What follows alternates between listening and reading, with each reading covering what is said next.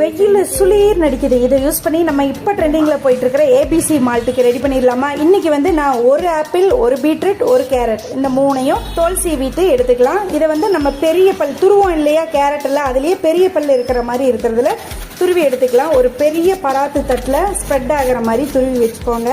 ஏன்னா அப்போதான் ஈஸியாக காயும். மூணையும் தனித்தனியாக துருவி வச்சுக்கிறேன் பெரிய பெரிய தட்டில். ஆக்சுவலாக பிளாஸ்டிக் யூஸ் பண்ணாதீங்க, ஒன்று சில்வர் இல்லை கிளாஸ் அந்த மாதிரி எதுனாச்சும் யூஸ் பண்ணிக்கோங்க. இன்றைக்கி நான் வந்து சில்வர் பிளேட்லேயே எல்லாத்தையும் துருவி போட்டுக்கிறேன். அப்புறம் இதில் நான் என்ன மிஸ்டேக் பண்ணேன்னா, ஆப்பிளையும் இதுலேயே துருவிட்டேன். பட் அதை வந்து தின் ஸ்லைஸாக பண்ணியிருக்கலாம். அப்படி இருந்திருக்கிறதா ஈஸியாக இருந்திருக்கும் காயிருக்கு. இது வந்து ரொம்ப நைஸாக அரைச்ச மாதிரி ஆயிடுச்சு. அப்புறம் அதை மட்டும் ரொம்ப ஈரமாக இருக்குன்னு சொல்லிட்டு இந்த வடிகட்டி வச்சு மூடி வச்சு அப்படியே கொண்டு போய் மொட்டை மாடியில் பயங்கரமான வெயிலில் வச்சுட்டேன். அன்னைக்கு ஈவினிங்கே எடுத்து பார்க்குறப்போ ஓரளவுக்கு ஒரு 70% காஞ்சி வந்துருந்தது. சரி, இன்னொரு நாளும் காய வச்சு எடுத்துடலாம், நல்லா மொறுன்னு காயிற மாதிரி வரணும் அப்படின்னு சொன்னாங்க. அதனால மறுபடியும் மொட்டை மாடியில் கொண்டு போய் வச்சு என்ன பண்ணோம், நாங்கள் ஊருக்கு போயிட்டோம் மறந்துட்டு. அப்புறம் 2 நாள் கழிச்சு வந்து எடுத்து பார்த்தா மதியமே எடுத்துட்டேன். அதனால நல்லா மொறுன்னு காஞ்சி வந்தது. ஆப்பிள் தான் ரொம்ப அடி வாங்கின மாதிரி ஆயிடுச்சு. தட்டுலேயே எல்லாம் ஒட்டிடுச்சு, மற்றதெல்லாம் நல்லா மொறுன்னு காஞ்சி வந்தது. ஆக்சுவலாக நான் இன்ஸ்டாவில் பார்த்தேன், ஒருத்தவங்க ஒரு டாக்டரே சொல்லியிருந்தாங்க ஆப்பிள் பீட்ரூட் கேரட் ஜூஸ் எப்படி செய்யணும்னா, ஆப்பிள் வந்து 100 கிராம் எடுத்தோம்னா பீட்ரூட் வந்து 50 கிராம், அதில் பாதி வந்து கேரட்டு, அதாவது 25 கிராம், இந்த மாதிரி ரேஷியோவில் தான் எடுக்க சொன்னாங்க. பட் நம்ம அந்த மாதிரி எல்லாம் வேண்டான்னு சொல்லிட்டு ஒன்று எடுத்துட்டேன்.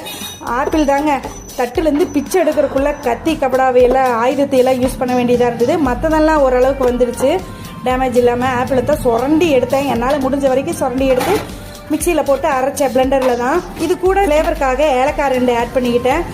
அரைச்சா ரொம்ப தருன்னு சத்தம் வந்தது. சரின்னு சொல்லிட்டு அரைச்சி எடுத்தா ஃபைன் பவுடராக வரல, கொஞ்சம் இந்த கிரானுலன்ஸ் மாதிரி ஒரு மாதிரி பருன்னு இருக்கும்ல, அந்த மாதிரி தான் வந்தது. சரி, இவ்வளோதான், இது அரைய மாட்டுறதுன்னு சொல்லிட்டு அரைச்சி எடுத்துக்கிட்டேன். எனக்கு டைம் ஆகிடுச்சு, கடைக்கு போகணும்னு மூடி ஃப்ரிட்ஜில் வச்சுட்டு போயிட்டேன். நைட்டு வந்து பால் காய்ச்சி அது கூட மிக்ஸ் பண்ணி குடிச்சிக்கலான்னு சொல்லிட்டு, சரி நீ தான் பயோட்டின் பவுடர் கலந்தியே, அதே இருக்குல்ல, அதுவும் இப்போ ட்ரெண்டிங் போயிட்டு இருக்கு இல்லையா, இது ஒரு நேரம் அது ஒரு நேரம் குடிச்சிக்கலாம் அப்படின்னு நினச்சிட்டு தான் அதை ட்ரை பண்ணேன். பட் அது வந்து செம்ம டேஸ்ட்டாக பாதாம் பால் மாதிரியே இருக்கும். இது எப்படி இருக்கும்னா சொல்கிறேன் பாருங்கள். இதுலேருந்து ஒரு சின்ன ஸ்பூனில் தான் 3 ஸ்பூன் எடுத்துக்கிட்டேன். அப்புறம் 1 ஸ்பூன் நாட்டு சக்கரை ஆட் பண்ணி பாலை மிக்ஸ் பண்ணி குடித்தா எனக்கு ஒன்றுமே பிடிக்கலைங்க. அதாவது எங்கள் வீட்டில் ஆப்பிளை எப்படி கொடுத்தாலும் சாப்பிடுவாங்க, பீஸா கொடுத்தாலும் சாப்பிடுவாங்க, ஜூஸாக கொடுத்தாலும் சாப்பிடுவாங்க. அதே மாதிரி கேரட் பீன்ஸ் கலந்து வாரத்தில் 2 நாள் சமைச்சு கொடுத்தாலும் சாப்பிடுவாங்க. பீட்ரூட்டையும் நாங்கள் பொரியல் பண்ணி சாப்பிடுவோம். இது எனக்கு தேவையில்லாத வேலையோன்னு தோணுது. ஃப்ளேவரும் எனக்கு ஒன்றுமே தெரியல, டிஃப்ரென்ஸே தெரியல. அதனால் எனக்கு ஆவரேஜாக தான் இருக்குதுங்க. உங்களுக்கு பிடிச்சதுன்னா நீங்கள் ட்ரை பண்ணுங்கள், சிம்பிள் மெத்தடு தான். ஓகே, தேங்க்யூ ஃபார் வாட்சிங். நெக்ஸ்ட் ஒரு நல்ல வீடியோலாம் மீட் பண்ணிடலாம். மறக்காமல் இந்த வீடியோக்கு லைக் பண்ணுங்கள். இந்த மாதிரி வீடியோஸ்க்கு சப்ஸ்கிரைப் பண்ணி சேவ் பண்ணி வச்சுக்கோங்க. பாய்.